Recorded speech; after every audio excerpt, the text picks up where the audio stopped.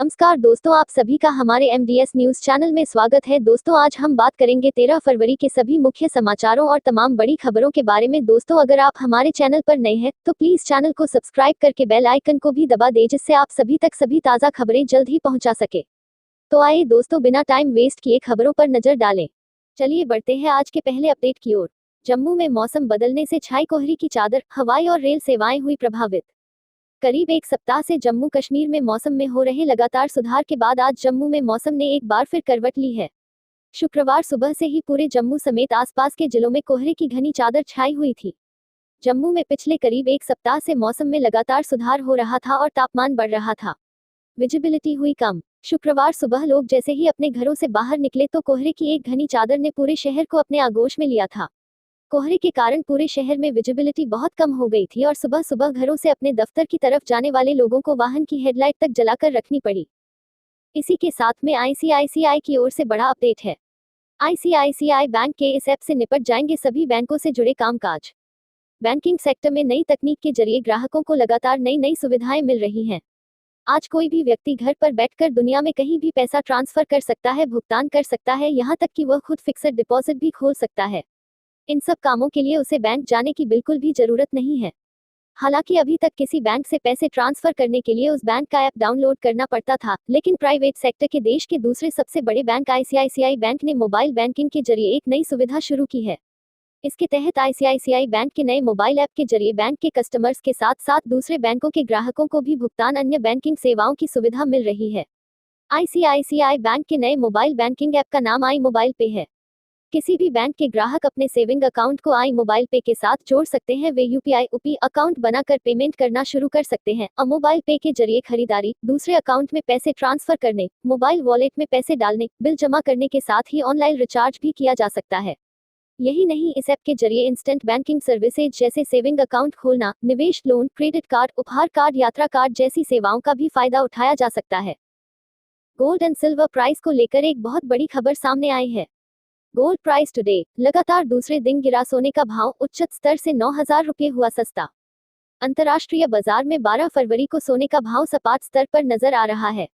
Multi commodity exchange पर सोने का अप्रैल वायदा भाव 0.07% की गिरावट के साथ 47,475 रुपये प्रति 10 ग्राम के स्तर पर रहा, जबकि चांदी का मार्च वायदा भाव 0.16% की बढ़त के साथ 68,600 रुपये प्रति किलोग्राम के स्तर पर ट्रेड कर रहा है। जानकारों का कहना है, अमेरिकी इक्विटी बाजार में मुनाफा वसूली और बिटकॉइन के भाव में तेजी के बाद सोने और चांदी में कमजोरी देखने को मिल रही है। उनका कहना है कि कुछ समय के लिए पीली धातु 47,200 के आसपास ही ट्रेड करते नजर आ सकती है। इसके पहले सत्र में सोना 1% और चांदी भाव 0.33% तक गिरा था। इस प्रकार अगस्त 2020 में 56,200 रुपये के उच्चतम स्तर सोना करीब 9,000 रुपये तक सस्ता हो चुका है। इसके पहले भी अमेरिका में अनुमान से कमजोर रोजगार के आंकड़ों के बाद सोना और चांदी के भाव में कमजोरी देखने को मिली। अप्रैल के लिए सोने का वायदा भाव 1,826.80 डॉलर प्रति आउंस पर रहा, जबकि मार्च महीने के लिए चांदी का वायदा भाव 27.04 डॉलर प्रति आउंस रहा। घरेलू बाजार में भी दोनों धातुओं में कमजोरी देखने को मिल रही है। चलिए इसी के साथ में बढ़ते हैं अगले बड़े अपडेट की ओर। उत्तराखंड डिजास्टर, खत्म हो रही परिजनों की उम्मीदें, रूंधे गले से बोला पिता, कम से कम बेटे की उंगली ही ला दो। उत्तराखंड में रविवार को आई त्रासदी के बाद चला रेस्क्यू ऑपरेशन आज छठे दिन में प्रवेश कर चुका है। तपोवन टनल में फंसे लोगों को निकालने के लिए कई एजेंसियां दिन रात एक कर बचाव अभियान में लगी हुई हैं। जैसे जैसे दिन बीत रहे हैं, वैसे वैसे ही टनल में फंसे लोगों के जिंदा होने की उम्मीदें कम होती जा रही हैं। कई परिवारों ने टनल में फंसे अपने सदस्यों के जिंदा होने की उम्मीदें भी छोड़ दी हैं। ऐसे में इन परिवारों का बचाव दल से सिर्फ यही अनुरोध है कि किसी तरह वे शव को ही टनल से बाहर ले आएं। तपोवन सुरंग में बाढ़ का पानी धीरे धीरे कम हो रहा है। मलबे की ऊंचाई भी लगातार कम हो रहा है। बचाव अभियान में लगे जवानों का कहना है कि सुरंग में फंसे 37 लोगों को बाहर निकालने के लिए लगातार प्रगति कर रहे हैं।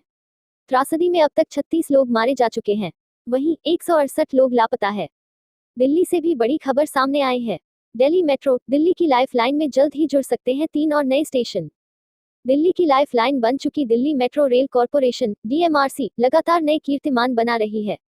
हाल ही में मेट्रो ने ड्राइवरलेस मेट्रो ट्रेन की शुरुआत की है, लेकिन अब जल्द ही मेट्रो दिल्ली में 3 और नए स्टेशन शुरू कर सकती है।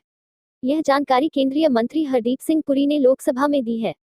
मंत्री के मुताबिक 3 नए स्टेशन के लिए प्रस्ताव आया है, जबकि 3 स्टेशन पर पहले से ही काम चल रहा है। मेट्रो के इस कदम से रेल नेटवर्क में एक और लाइफ लाइन जुड़ जाएगी। गौरतलब रहे मौजूदा वक्त में दिल्ली मेट्रो का कुल ऑपरेशनल नेटवर्क करीब 375 किलोमीटर का है। इसमें कई कॉरिडोर समेत 271 स्टेशन हैं। दिल्ली मेट्रो की शुरुआत 25 दिसंबर 2002 को हुई थी। पहली बार शाहदरा से 30 हजारी लाइन पर मेट्रो चलाई गई थी। दिल्ली मेट्रो के नेटवर्क में जुड़ सकते हैं यह 3 स्टेशन। केंद्रीय मंत्री हरदीप सिंह पुरी के मुताबिक 3 नए स्टेशन के लिए प्रस्ताव आए हैं।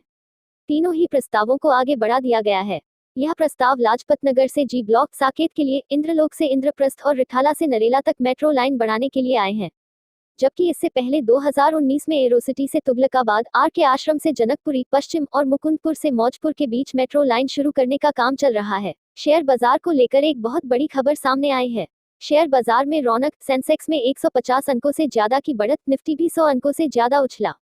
शेयर बाजार में आज भी रौनक देखने को मिल रही है। फरवरी महीने के दूसरे कारोबारी हफ्ते से आखिरी दिन शुक्रवार को घरेलू शेयर बाजार तेजी से खुला। शुरुआती कारोबार के दौरान सेंसेक्स में 150 अंकों से ज्यादा की तेजी देखी जा रही है। फिलहाल सेंसेक्स 51,700 के ऊपर कारोबार कर रहा है, जबकि निफ्टी में भी 100 अंकों से ज्यादा की तेजी देखी जा रही है। फिलहाल निफ्टी 15,200 के ऊपर है। इससे पहले गुरुवार को सेंसेक्स 51,531.52 और निफ्टी 15,173.30 के स्तर पर बंद हुआ था। गुरुवार को एशिया के अन्य बाजारों से मिला जुला संकेत मिला, जबकि भारतीय शेयर बाजार में लगातार दूसरे दिन तेजी का रुझान बना हुआ था। सेंसेक्स शुक्रवार सुबह 9.22 बजे बीते सत्र से 79.94 अंकों यानी 0.16% की बढ़त के साथ 51,611.46 पर कारोबार कर रहा था, जबकि निफ्टी 15.60 अंकों यानी 0.12% की बढ़त के साथ 15,191.90 पर बना हुआ था। इसी के साथ में बढ़ते हैं अगली बड़ी खबर की ओर। टाइगर 3 में विलेन बनेंगे इमरान हाशमी। इस दिन से शुरू होगी सलमान कैटरीना स्टारर फिल्म की शूटिंग। सलमान खान और कैटरीना कैफ स्टारर टाइगर 3 को लेकर काफी लंबे वक्त से चर्चा चल रही है, लेकिन अब इसकी तैयारियां शुरू हो चुकी हैं और इस साल मार्च से फिल्म की शूटिंग होने वाली है। सलमान और कैटरीना कैफ मार्च से इस फिल्म की शूटिंग शुरू होगी। प्रोड्यूसर यशराज फिल्म्स टाइगर 3 में विलेन के तौर पर नए चेहरे को लाना चाहते हैं, जैसे टाइगर जिंदा है में वे सज्जाद देलाफ्रूज को लेकर आए थे। प्रोडक्शन हाउस को टाइगर 3 के लिए नया चेहरा मिल गया है। ई टाइम्स की रिपोर्ट के मुताबिक फिल्म में विलेन का किरदार इमरान हाशमी निभाएंगे। फिल्म से जुड़े एक सूत्र ने कहा, यशराज फिल्म्स को लगता है कि इमरान हाशमी विलेन के किरदार में फिट बैठते हैं। वह एक बेहतरीन और गंभीर एक्टर हैं और उनकी इसी क्वालिटी की वजह से ये किरदार मिला है। इसी के साथ में कारों की बिक्री को लेकर बड़ा अपडेट है। कारों की बिक्री टॉप गियर में। जनवरी में पैसेंजर गाड़ियों की बिक्री 11% बढ़ी। देश में जनवरी 2021 महीने में पैसेंजर गाड़ियों की बिक्री में इजाफा दर्ज किया गया है। यह लगातार छठा महीना है जब गाड़ियों की बिक्री में इजाफा हुआ है। दरअसल रुकी हुई डिमांड और कोरोना संक्रमण से बचने के लिए सार्वजनिक गाड़ियों की तुलना में निजी गाड़ियों को तवज्जो देने की वजह से गाड़ियों की बिक्री बढ़ी है। कारों की बिक्री में इजाफा। जनवरी महीने में 2,76,554 गाड़ियों की बिक्री हुई, जो एक साल पहले की इसी अवधि की तुलना में 11.4% अधिक है। सियाम के मुताबिक टाटा मोटर्स की सेल को मिला दिया जाए यह इजाफा 16% हो जाएगा। टाटा मोटर्स ने जनवरी में 26,978 यूनिटों की बिक्री की थी। टाटा मोटर्स अपने बिक्री आंकड़ों को सियाम के साथ साझा नहीं करती। चुनावों को लेकर भी बड़ी खबर है। जल्द हो सकता है 5 राज्यों में चुनावों के तारीखों का ऐलान। बंगाल में 7 से 8 फेज में हो सकते हैं चुनाव। चुनाव आयोग ने 5 राज्यों में चुनाव की तैयारी तेज कर दी है। अगर सब कुछ ठीक रहा तो अप्रैल में असम, पश्चिम बंगाल, तमिलनाडु, केरल और केंद्र शासित प्रदेश पुडुचेरी चुनाव हो सकते हैं। दरअसल इन राज्यों की विधानसभाओं का कार्यकाल मई से जून के बीच में समाप्त होने जा रहा है। ऐसे में इन सभी जगहों पर अप्रैल में चुनाव होने की संभावना है। सूत्रों से मिल रही खबरों के मुताबिक चुनाव आयोग 16 या 17 फरवरी को इन राज्यों के लिए चुनाव की तारीखों का ऐलान कर सकता है। जानकारी के मुताबिक पश्चिम बंगाल में 7 से 8 चरणों में चुनाव हो सकते हैं, जबकि अन्य 4 जगहों पर 2 से 3 चरणों में वोटिंग हो सकती है। आपको बता दें कि पश्चिम बंगाल में ममता बनर्जी के मुख्यमंत्रित्व में तृणमूल कांग्रेस की सरकार है। वहीं तमिलनाडु में ई पलानीस्वामी की एआईएडीएमके की सरकार है, जबकि केरल में पिनराई विजयन की अगुवाई में लेफ्ट डेमोक्रेटिक फ्रंट एलडीएफ की सरकार है। दूसरी ओर असम में सर्बानंद सोनोवाल की अगुवाई में बीजेपी की सरकार है। वहीं पुडुचेरी में नारायण सामी के नेतृत्व में कांग्रेस की सरकार है। गौरतलब है कि पश्चिम बंगाल में 294, तमिलनाडु में 234, केरल में 140, असम में 126 और पुडुचेरी में 30 सीटें हैं। चलिए बढ़ते हैं आज के आखिरी अपडेट की ओर। 9 महीने तक जारी गतिरोध के बाद मिली सफलता। पेंगोंग से पीछे हटने पर चीन ने जताई सहमति।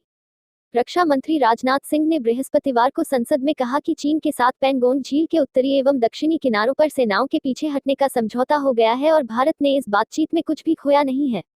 सिंह ने बताया कि पैंगोंग झील क्षेत्र में चीन के साथ सेनाओं के पीछे हटने का जो समझौता हुआ है उसके अनुसार दोनों पक्ष अग्रिम तैनाती चरणबद्ध, समन्वित और सत्यापित तरीके से हटाएंगे। सीमा पर 9 महीने तक गतिरोध जारी रहने के बाद यह सफलता मिली है। लोकसभा और राज्यसभा में दिए बयान में रक्षा मंत्री ने हालांकि बताया कि अभी भी पूर्वी लद्दाख में वास्तविक नियंत्रण रेखा पर तैनाती तथा गश्ती के बारे में कुछ लंबित मुद्दे बचे हुए हैं, जिन्हें आगे की बातचीत में रखा जाएगा। उन्होंने कहा, हम अपनी 1 इंच जमीन भी किसी और को नहीं लेने देंगे। हमारे दृढ़ संकल्प का ही फल है कि हम समझौते की स्थिति पर पहुंच गए हैं।